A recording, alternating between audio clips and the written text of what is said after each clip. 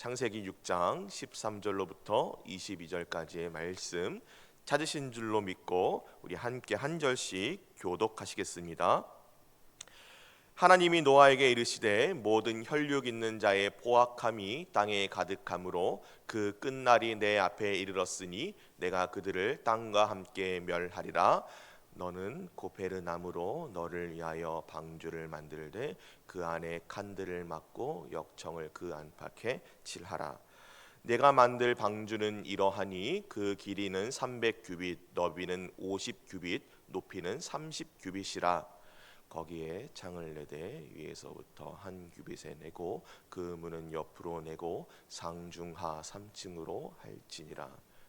내가 홍수를 땅에 일으켜 무릇 생명의 기운이 있는 모든 육체를 천하에서 멸절하리니 땅에 있는 것들이 다 죽으리라.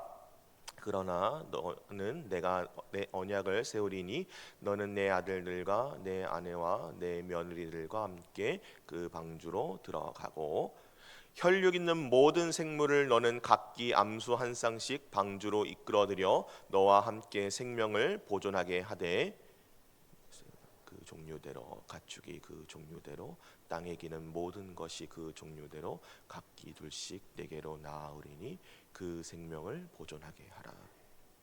너는 먹을 모든 양식을 내게로 가져다가 저축하라. 이것이 너와 그들의 먹을 것이 되리라. 함께 읽겠습니다.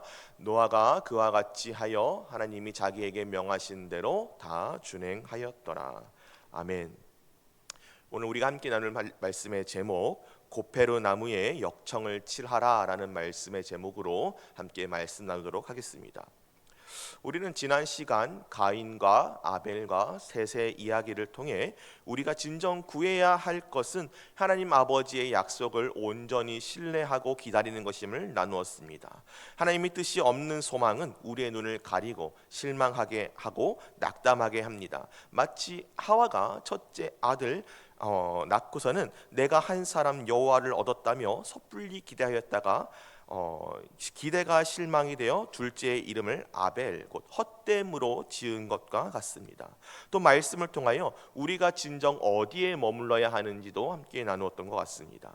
동생을 살인한 자 가인은 하나님께서 그를 보호해 주시는 표를 주시면서 그에게 판결을 내리셨습니다. 너는 땅에서 소산을 얻지 못할 것이고 일평생 땅을 방황하고 유리해야 할 것이다 라고 선언을 하셨습니다. 그런데 하나님의 그 선고를 듣고도 그에 반역하여 자기의 아들을 낳고 나서는 자기 아들의 이름을 따서 성을 짓고 그 안에 머물러 있는 것을 보게 됩니다. 그 안에서 죄악된 문명을 발전시켰는데 가인과 그 후손들은 겉으로 보기에는 승승장구했습니다. 목축하는 자의 조상, 예술하는 자의 조상, 금속을 다루는 자의 조상이 다 가인의 후손에서 나왔을 정도로 이들은 하나님께 받은 일반 은총을 활용하여 찬란한 문명을 일구었지만 그 안에는 하나님이 없었습니다. 람에게 노래가 잘 말해주듯이 그들 아래는 살인을 영웅시하며 죄짓는 문화를 만들어가고 있었습니다. 반면 하나님께서 정하여 세우신 자 셋과 그 후손은 정반대의 길을 걸어갔습니다. 스스로 깨지고 싶고 연약한 인간임을 고백하고 또 오직 여호와 하나님의 이름을 부르며 경건하게 예배하는 자들이었던 것입니다. 그들에게는 둘러세운 성도, 찬란한 문화의 발전도 존재하지 않았지만 그들에게는 오직 여호와의 이름이 있었습니다. 여호와의 이름을 자기의 영원히 거할 처소로 삼고 그 이름 앞에 예배하는 자들의 삶을 살아갔던 것입니다. 심판의 때가 되어 하나님의 이름 안에 거하던 자들 노아와 그 자손은 은혜를 입어 구원하심을 얻었습니다. 그러나 에녹성에 거하던 가인의 후손들은 하나님의 심판 앞에 모두 멸망하게 되었다는 사실을 나누면서 이 시대에 진정 우리가 어디에 머물러야 하는지에 대해서 말씀을 나누었던 것입니다. 그런데 이 시대를 살고 있는 우리에게도 정말 이 말씀이 필요하고 정말로 중요한 말씀이지만 출애굽하여 광야를 지나는 이스라엘 백성에게야말로 이 말씀은 정말로 필요한 말씀이었습니다. 왜냐하면 지금 광야를 지나는 이스라엘이야말로 크고 화려한 문명을 꽃피운 당대 에녹성인 애굽에서 나온 사람들이었기 때문입니다. 이스라엘은 처음엔 애굽의 종살이에서 나아갈 수 있다, 벗어날 수 있다, 젖과 꿀이 흐르는 땅으로 갈 것이다, 그곳을 차지할 것이다. 너희 조상의 하나님이 너희에게 그것을 차지하게 해주실 것이다 라고 말씀하니 마냥 좋았습니다. 신이 나서 모세의 뒤를 따라 나아갔고 또 시내산에서 홍해도 건너고 시내산에 가서 언약을 맺기도 하며 광야길을 따라왔지만 광야에서의 보내는 시간이 길어질수록 점차 그들은 불만을 표출하기 시작했습니다. 그들이 불만을 털어놓는 이유는 여러 가지였지만 결국 그들이 말하고자 하는 것은 한 가지였습니다. 아무것도 없고 먹을 것도 변변치 않은 광야에서 매번 부족함을 겪느니 차라리 애굽으로 다시 돌아가자. 히브리어로 광야가 미드바르, 말씀이 임하는 곳인 것처럼 광야는 하나님의 말씀 외에는 아무것도 없는 곳이었습니다. 비록 종살이였지만 화려하게 애녹성과 같은 문화를 향유하고 있는 애굽의 삶에 익숙하던 이스라엘에게 이 광야, 아무것도 없는 땅은 정말로 매력 없는 곳이었습니다. 하나님은 모세를 통하여 그런 이스라엘에게 창세기 1장을 통하여 너희를 인도하여 낸 하나님 여호와는 영광을 받으시기에 합당한 분이시며 너희는 그것을 위해 지음받았다라고 말씀해 주신 것처럼 창세기 4장과 그 이후의 말씀을 통하여는 너희가 진정 있어야 할 곳은 화려한 문명을 꽃피우고 성으로 둘러 안전해 보이는 죄악의 장소가 아니라 지금 있는 광야와 같이 아무것도 없을지라도 하나님의 말씀이 있어 하나님의 이름 앞에 예배할 수 있는 장소, 그 이름 안에 거할 수 있는 장소라는 것을 말씀해 주셨습니다. 그러므로 하나님께서는 모세를 통해 가인과 아벨과 셋의 이야기에 이어서 노아의 이야기를 들려주셨습니다. 시간이 흐르고 사람이 땅 위에 번성하기 시작할 무렵 가인의 후손들의 꽃피운 문명은 세상을 뒤덮기 시작했습니다. 그리고 그와 같은 흐름에 휩쓸린 것은 셋의 후손이라고 벗어날 수 없었습니다. 그때 온 땅이 하나님 앞에 부패하여 포악함이 땅에 가득한지라 하나님이 보신즉 땅이 부패하였으니 이는 땅에서 모든 혈육 있는 자의 행위가 부패함이었더라. 아멘.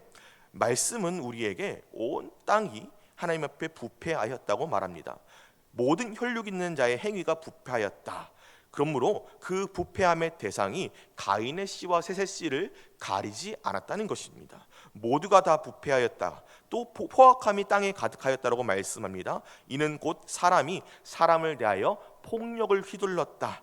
학대를 서슴지 않았다라는 것을 의미합니다. 그리고 그 모든 것은 명성을 얻기 위하여 행해졌습니다. 말씀은 당시 세상에 네피림이 있었고 하나님의 아들들이 사람의 딸들의 아름다움을 보고 취하여 자식을 낳았고 그들이 용사가 되었다. 그리고 고대에 명성이 있는 자들이었다. 이렇게 말씀합니다. 고대에 가인이 성을 쌓고 자기의 아들의 이름을 붙인 이래로 이름을 내는 일은 매우 중요하게 여겨졌습니다. 일례로 창세기 11장에도 바벨탑 사건을 보면서 그 탑을 쌓은 목적이 하늘까지 쌓는 탑을 쌓는 것에 있는 것이 아니라 그 탑을 통하여 우리의 이름을 내자에 있었던 것을 보면 더욱더 확실하게 알 수 있습니다. 모두 하나님의 은혜 없이 인간 스스로 영광을 취하고자 하는 교만에서 나온 행위였습니다. 노아 시대의 사람들, 용사라 불리던 자들과 네피림들은 자기 힘으로 이름난 자가 되려고 했고 그들의 명성은 타인에 대한 폭력과 억압으로 쌓아 올려진 것들이었습니다. 그러나 성경이 말씀하시는 참된 명성은 그런 것들이 아니었습니다. 창세기 12장에 하나님께서 아브라함과 더불어 약속을 맺으시고 축복하셨던 것처럼 내가 내 이름을 창대하게 하리라 하시는 그 언약을 통해 주어지는 것이 바로 진정한 명성, 이름 넣는 것입니다. 그러나 노아 시대의 사람들은 각자 자기의 이름을 내기 위하여 폭력과 압제로 스스로의 이름을 내었고 그 죄악들은 하나님 보시기에 사람 지으신 것을 한탄하시고 근심하신 만한 것이었습니다. 물론 하나님께서는 후회가 없으신 분이시므로 하나님의 계획이나 결정에 오류가 있었다는 것을 말하는 것이 아닙니다. 여기서 하나님께서 근심하셨다거나 한탄하셨다라는 표현은 세상에 관영된 죄악으로 인하여 하나님께서 슬퍼하셨다, 고통스러워하셨다는 것을 우리가 사람이 알아들을 수 있는 말로 표현해 주신 것입니다.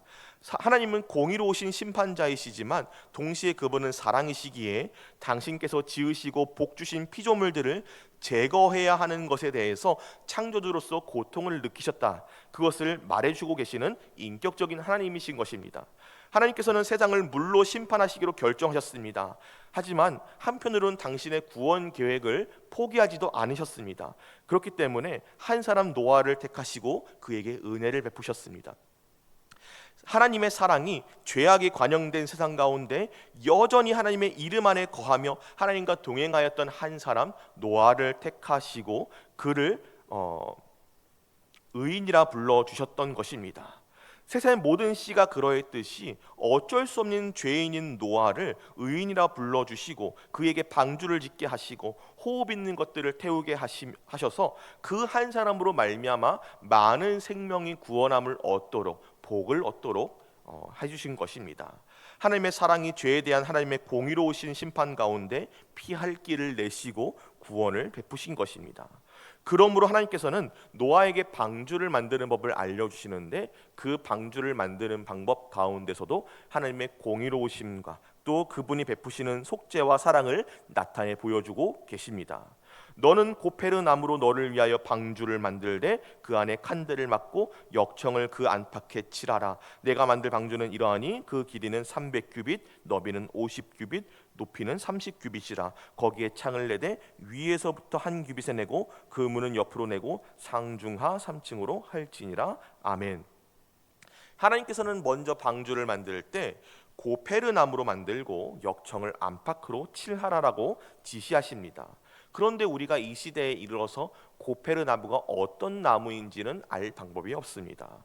왜냐하면 성경 전체를 통틀어서 고페르라는 말이 오직 여기에만 등장하기 때문입니다. 그래서 추측해볼 만한 어떤 단서조차도 없습니다.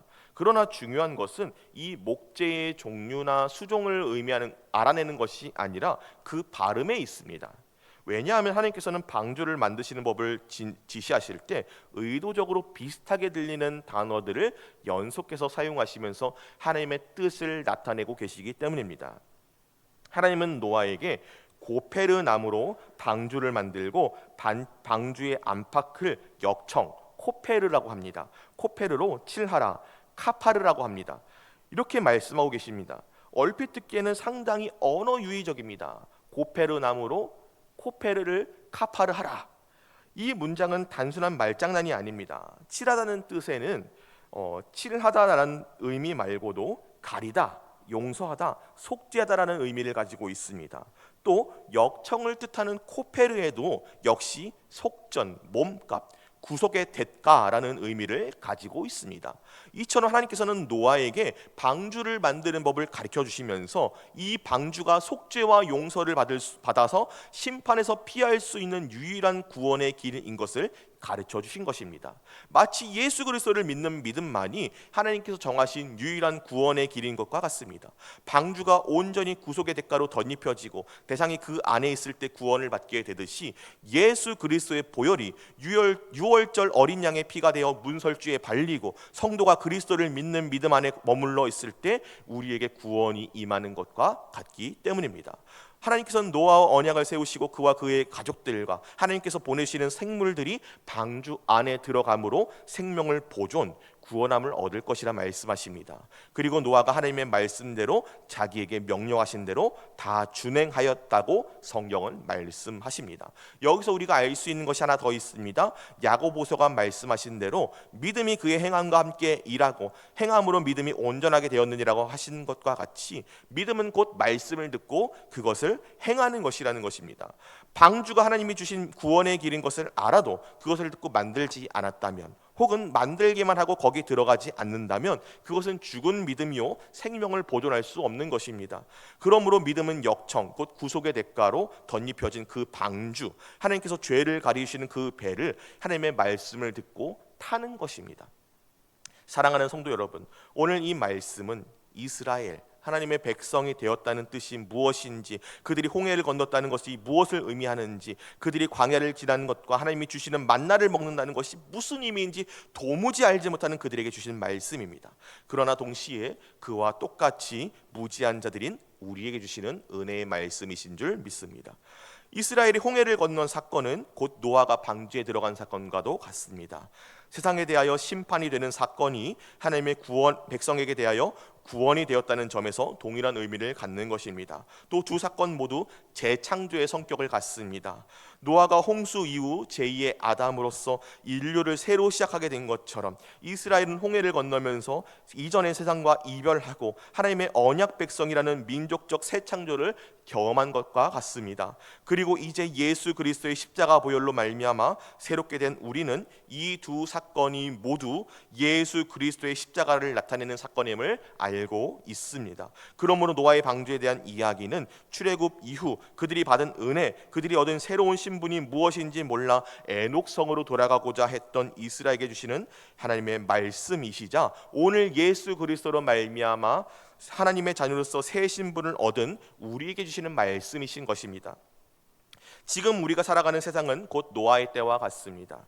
네피림들과 용사들이 명성을 얻기 위하여 힘을 휘두르며 사람들을 압제하고 폭력을 가했다면, 현 시대는 사상들과 정치와 재물을 통하여 자기 이름을 내고 이익을 얻고자 사람들을 압제하고 폭력을 가하고 있다는 점이 다를 뿐입니다.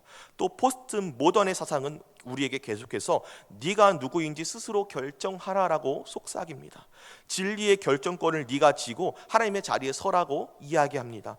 마치 가인이 성을 쌓고 자기 아들의 이름을 스스로 붙인 것과 같고, 네피림과 용사들이 자기 명성을 위하여 포악을 행한 것과 같습니다. 스스로 자신의 영광을 취하기 위해 죄를 짓는다는 점에서 조금도 다르지 않은 것입니다. 그러므로 사랑하는 성도 여러분, 오늘 이 새벽 우리가 어느 자리에 있어야 할지 스스로 점검하시기를 소망합니다. 우리가 있어야 할 자리는 에녹성이 아닙니다. 겉으로 보기에는 보호받는 것 같고 안전한 것 같고 정말로 찬란하고 편리한 것 같을지라도 그곳은 하나님의 이름이 없습니다. 하나님을 찬양하는 것이, 하나님께 영광 돌림이 없는 그곳은 곧 멸망의 자리요 썩어 없어질 자리입니다. 우리의 본향은 하나님의 나라에, 하늘 아버지의 나라에 있는 줄 믿습니다. 예수 그리스도의 피가 우리를 사망의 나라에서 의와 생명의 나라로 옮기신 줄 믿습니다. 그러므로 우리가 이미와 아직의 사이를 살아가면서 있어야 할 곳 역시 에녹성이 아니라 하나님의 말씀이 머무는 곳, 여호와의 이름을 부르며 예배하는 그곳, 예수 그리스도를 믿는 믿음 안에 거하는 그곳이 되어야 할 줄 믿습니다. 세상이 우리를 향해 조롱하고 광야와 같은 삶이 고될지라도 하나님이 자기에게 명하신 대로 다 준행하였다라는 노아의 고백이 우리의 고백이 되시기를 소망합니다. 그리하여 우리의 유일한 피난처 되시는 예수 그리스도 안에서 우리를 덮으시고 구속하시는 그 은혜를 입고 끝까지 믿음의 길을 걸어가시는 저와 모든 서울 생강의 백성 권속들 되시기를 우리 주 예수 그리스도의 이름으로 축복합니다.